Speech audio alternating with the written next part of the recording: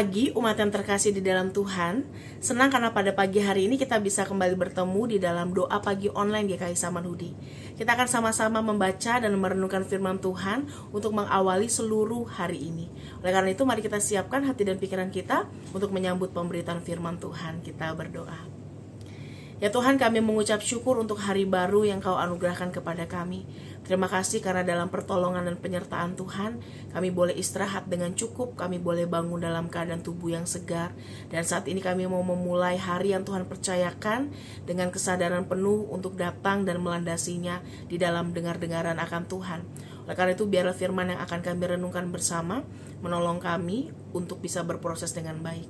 Kami siap untuk belajar dari firman Tuhan, berkati hamba-Mu sehingga dapat menyampaikannya dengan baik. Di dalam nama Tuhan Yesus kami berdoa dan mengucap syukur. Amin. Saudara-saudara, kita akan membaca satu bagian firman Tuhan dari Amsal 21. Kita akan membaca ayat yang ke-10 hingga ayat yang ke-16. Amsal 21 ayat 10 hingga ayat yang ke-16. Saya akan bacakan untuk kita semua. Hati orang fasik mengingini kejahatan, dan ia tidak berbelas kasihan kepada sesamanya. Bila pencemooh dihukum, orang yang tak berpengalaman menjadi bijak, dan bila orang bijak diberi pengajaran, ia akan mendapat pengetahuan.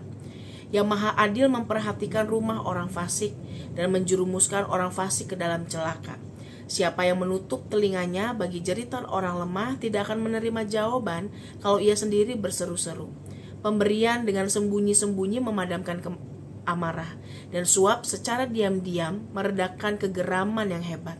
Melakukan keadilan adalah sukacita bagi orang benar, tetapi menakutkan bagi orang yang berbuat jahat. Orang yang menyimpang dari jalan akal budi akan berdiam di tempat arwah-arwah berkumpul. Demikianlah firman Tuhan. Saudara-saudara, hari ini kita akan sama-sama membahas sebuah tema tentang rapot orang beriman. Sebelumnya saya punya pertanyaan sederhana dulu nih untuk Bapak Ibu Saudara. Menurut Bapak Ibu, setrikaan yang dicolok dan dimaksimalkan ya suhunya akan terasa panas atau tidak? Panas? Bagaimana kita tahu itu panas, Saudara? Apakah pernah ada di antara Bapak Ibu yang kemudian coba dinyalain setrikaannya terus ditempelin? Apakah ada yang pernah? Mungkin 1-2 orang pernah ya, siapa yang tahu ya. Mungkin ada yang pernah. Atau mungkin gak sengaja kesenggol sehingga kita tahu kena kulit terasa panas. Tapi ada orang-orang yang juga tahu setrikaan itu panas bukan dari pengalaman yang menyentuh langsung, saudara, tapi karena mendengarkan nasihat. Setrika itu panas, jangan dipegang. Didengarkan ya, itu menjadi pengetahuan baginya. Atau ada orang-orang yang tahu setrika itu panas karena mengamati, saudara. Kalau pakaian lecek aja bisa jadi rapi, bisa jadi lurus. Dan kalau dipegang kainnya kayaknya agak anget-anget, gimana kalau itu ditempelin? Sehingga disimpulkan setrikaan itu kalau dicolok ya panas, gitu ya. Ketika kita menjalani kehidupan kita, saudara, pengetahuan itu bisa didapat dari berbagai macam cara. Bisa dengan pengalaman yang langsung dirasakan, saudara, atau ketika kita menerima didikan, menerima nasihat, atau bahkan ketika kita dalam tanda kutip mengamati sebuah peristiwa secara langsung dan menarik pembelajarannya. Bagaimanapun caranya, saudara, yang terpenting adalah bagaimana kita menerima dan mengolahnya. Karena orang-orang yang bisa mengalami pertumbuhan dari apa yang diterima atau didapatkannya adalah orang-orang yang mengelola, yang mengolah seluruh pembelajaran yang ia terima itu dalam kesadaran yang penuh. Ya, jadi hatinya terbuka, hatinya sadar nih mengalami sesuatu, tarik pelajaran, dia kemudian bisa belajar dan bertumbuh. Hatinya terbuka dalam kesadaran, terima didikan nasihat, kemudian dia bisa mengalami pertumbuhan. Hatinya terbuka ya dengan kesadaran, dia mengamati dan belajar dari situ, maka ia juga bisa mengalami pertumbuhan. Jadi yang terpenting adalah, saudara, bagaimana hati kita ini terbuka dalam kesadaran untuk bisa mengelola dan mengolah seluruh hal yang kita terima untuk menjadi kebijaksanaan dalam hidup. Dalam pembacaan kita, saudara, penulis Amsal menunjukkan kepada kita sebuah kontras yang menarik antara kehidupan orang fasik dan juga kehidupan orang benar. Ini menjadi didikan yang penulis Amsal berikan agar orang-orang beriman itu bisa tahu Bagaimana sih kita harusnya menjalani kehidupan agar orang-orang beriman itu bisa ngeh apa sih yang akan dirasakan kalau kita memilih jadi orang yang fasik dan bukan orang benar. Karena apa, saudara?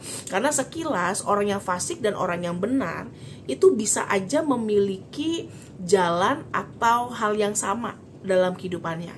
Ya, satu makan nasi, yang ini juga makan nasi. Ya, dia bekerja, saya juga bekerja, saudara. Atau bahkan mungkin mereka lebih baik. Ya, orang yang fasik, yang curang, yang kerjanya korupsi, orang yang kerjaannya markup anggaran, orang yang kerjaannya ngejilat, itu kadang-kadang gajinya lebih tinggi, posisinya lebih mantap dibandingin yang jujur, kerja keras, yang berintegritas, kan begitu saudara ya. Kayaknya mungkin sekilas bisa sama, atau bahkan dia lebih baik, tapi penulis Amsal mau mengatakan ujungnya itu sama sekali berbeda. Ujungnya itu sama sekali gak sama. Yang satu mengarah dalam jalannya Tuhan, dan yang satu itu mengarah dalam jalan kebinasaan. Dan ini yang penulis Amsal mau sampaikan kepada kita semua tentang bagaimana kontras ini justru diharapkan menyadarkan kita untuk bisa hati-hati di dalam melakukan segala sesuatu. Hati orang fasik, kata Amsal, itu menginginkan kejahatan, saudara. Ya, kalau dalam Kejadian, ketika Allah marah banget sama orang-orang pada zaman Nuh yang berbuat dosa, berbuat celak di hadapan Tuhan, Tuhan itu sampai nyesel pernah menciptakan manusia. Ya, karena apa? Selalu kecenderungan manusia itu adalah kecenderungan untuk berbuat jahat. Dan orang-orang fasik adalah orang-orang yang tidak hanya mengingini kejahatan, tetapi orang-orang yang membuahi keinginan itu dan melahirkannya lewat perbuatan. Bukan karena mereka nggak tahu itu salah atau itu jahat, tapi mereka memilih secara sadar. Itulah yang mereka pakai atau tuju sebagai jalan kehidupan mereka. Ya, jadi penulis Amsal mengatakan ya orang fasik ya emang dasarnya pengennya yang jahat-jahat. Ya, nggak mau mereka ikut apa yang Tuhan bilang. Nggak mau mereka ikut apa yang jadi jalan benernya Tuhan. Ya, mereka mau yang jahat, yang menguntungkan, yang menyimpang, melawan Tuhan. Kalau itu bisa bikin mereka happy. Ya, mungkin bagi orang-orang fasik mereka aman nih dengan cara seperti itu, aman, sejahtera di dunia. Padahal tadi ujungnya jelas berbeda. Dan harusnya orang fasik ini, saudara, sadar bahwa apa yang mereka alami atau mereka tabur sekarang itu adalah hal yang akan mereka pertanggungjawabkan pada waktunya nanti. Ya, penulis Amsal mengatakan kok bisa-bisanya kira-kira orang fasik ini gak belajar ya dari perjalanan kehidupan mereka. Bahkan ayat ke-10, orang yang gak berpengalaman aja akan bisa jadi bijak loh kalau dia melihat si pencemooh dihukum. Ya, ini mau mengatakan, saudara, menarik bagian ini mau mengatakan bahwa saat si pencemooh dihukum, saat orang munafik itu mendapatkan hukuman, orang fasik itu mendapat ganjaran, maka orang yang gak berpengalaman, dalam arti orang yang lugu dan seterusnya, orang yang istilahnya masih naif, masih polos, saudara, belum punya hikmat sedalam itu, tapi kalau dia ngelihat dengan mata kepalanya, mengamati, ya, mendengar nasihat, bahwa itu yang akan dirasakan oleh orang fasik atau pencemooh, dia bahkan bisa jadi bijak. Kira-kira begitu ya. Kok bisa-bisanya orang fasik dengan segala ajaran dan peringatan yang ada di sampingnya itu tetap gak mau belajar. Orang yang gak berpengalaman aja bisa jadi bijak. Orang yang bijak bisa makin berpengetahuan. Kok orang yang fasik ketika menerima teguran dan seterusnya malah memilih untuk melenceng. Ya, ketika mereka memilih dengan sengaja untuk melenceng dan mereka berpikir mereka aman, ayat yang ke-12 mengatakan yang adil, the righteous one, itu akan memerhatikan rumah orang fasik. Yang kalau dalam Amsal itu, saudara, kata rumah itu bukan hanya bicara tentang bangunan, tapi juga bicara tentang keluarga, tentang kehidupan, tentang jalan yang dilaluinya. Yang adil memperhatikan rumah orang fasik dan menjerumuskannya ke dalam kecelakaan. Dia memperhatikan rumah itu bukan cuma sekadar mengamati, saudara, ya, tapi memperhatikan ini untuk bisa mengevaluasi, untuk bisa melihat bagaimana kemudian dia hidup, dan pada akhirnya akan memberikan upah yang sesuai dengan apa yang kemudian mereka kerjakan. Ya, jadi jangan merasa kalau saat ini mungkin di antara kita, kayaknya kalau saya berbuat curang, berbuat yang gak baik, gak ada yang tahu. No, Tuhan tahu. Maka sebagai orang beriman, saudara, harus selalu punya pemahaman bahwa kita gak benar-benar sendiri. Ini di kamar saya sendiri, saudara. Ya, tapi nyatanya kita gak pernah benar-benar sendiri. Ada Tuhan loh yang lihat kita lagi ngapain. Ada Tuhan yang lagi memerhatikan apa yang kita kerjakan. Ada Tuhan yang tahu, bisa ngintip isi hati dan pikiran kita yang terdalam. Jadi jangan merasa aman ketika kita membuat sesuatu yang tidak benar, yang tidak baik, hanya karena orang tidak tahu. Tuhan atau yang adil itu memperhatikan jalan hidup orang fasik, dan pada akhirnya akan memberikan mereka hukuman sesuai dengan apa yang mereka lakukan. Ini menurut saya menjadi teguran yang cukup keras, saudara, karena berbicara bahwa Allah kita itu gak hanya Allah yang kasih, yang penyayang, tapi juga Allah yang kemudian secara adil akan menghakimi, Allah yang menegur dalam keadilan kasih-Nya. Ya, orang-orang yang menyimpang dari jalan akal budi, orang-orang yang dengan sengaja memilih untuk bisa menyimpang, itu akan tinggal di kalangan arwah. Kalau sebelumnya, saudara, saya katakan orang yang fasik dan orang benar itu jalannya beda. Tuhan itu akan memerhatikan rumah orang fasik dan menjerumuskan mereka kepada kecelakaan. Artinya mereka akan mendapatkan upahnya, akan mendapatkan hukumannya. Dan ayat ke-16 ini menjadi penutup, saudara, bahwa orang yang menyimpang dengan sengaja itu akan tinggal di kalangan arwah, akan tinggal di dalam dunia orang mati. Artinya kehancuran mereka itu tidak hanya bicara tentang fisiknya aja, saudara, tapi sampai ke jiwa mereka, sampai kepada kesudahan mereka akan menjadi orang yang binasa. Oleh karena itu, saudara, ini menjadi pengingat bagi kita bahwa menjadi orang fasik atau orang benar itu adalah pilihan yang tidak terjadi dalam semalam, tapi adalah pilihan yang kemudian kita bangun dalam kebiasaan-kebiasaan kecil yang kita kerjakan. Pilihan yang kita bangun di atas kesadaran kita akan tawaran-tawaran yang kita terima dan kita tolak. Menjadi orang fasik itu tidak bisa terjadi hanya dalam semalam.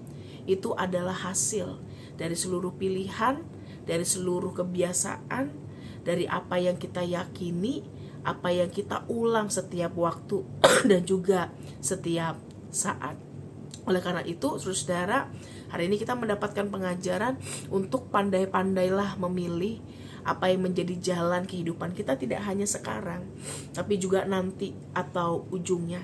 Tidak hanya enak sekarang, tapi juga bagaimana kita bisa merasakan kebahagiaan itu nanti.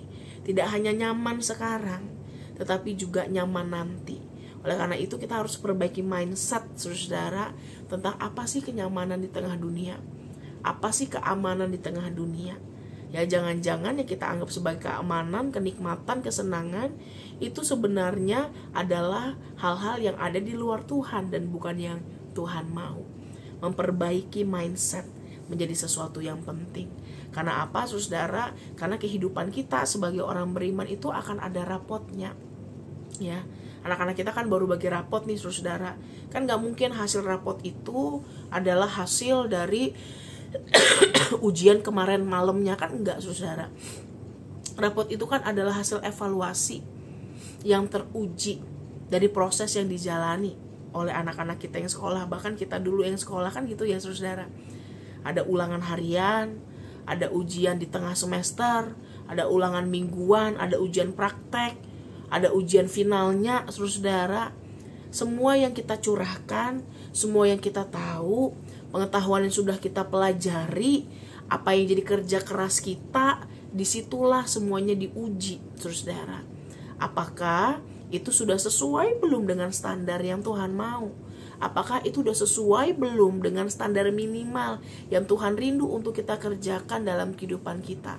Pada akhirnya, saudara, setiap jalan yang akan kita pilih, setiap kebiasaan, setiap hal-hal yang kita izinkan terjadi dan kita lakukan dalam kehidupan kita, semuanya itu akan tercatat dalam rapot kehidupan kita. Semua itu akan tercatat dan menunjukkan hasil, angka hasil dalam rapot yang akan kita tuai nanti.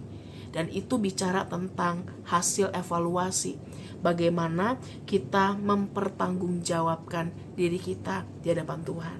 Nah, problemnya saudara, mari kita berkaca nih dalam kehidupan kita.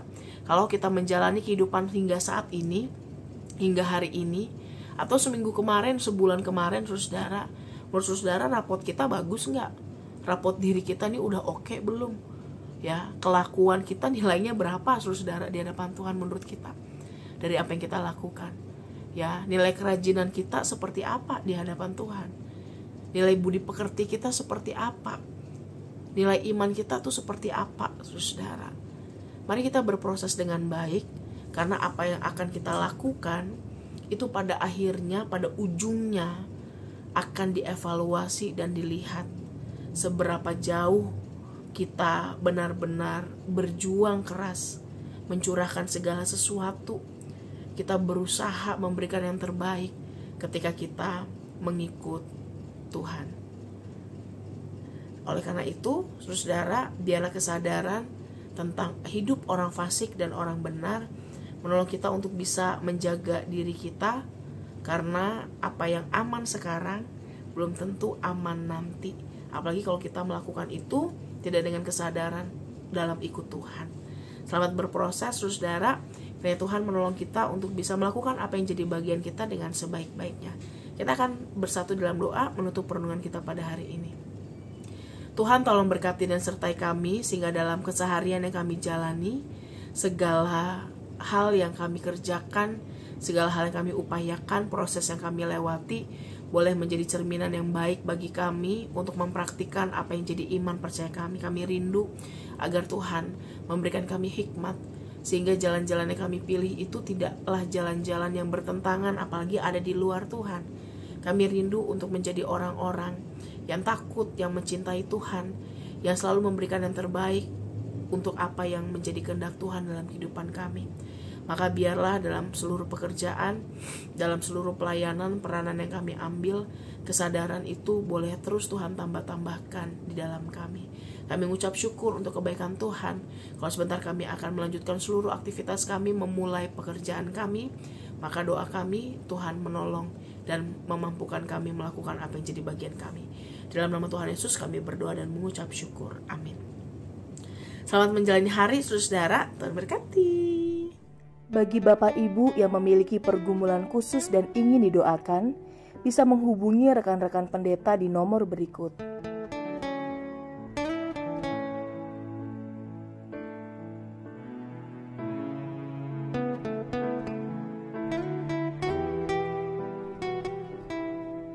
Tuhan Yesus memberkati.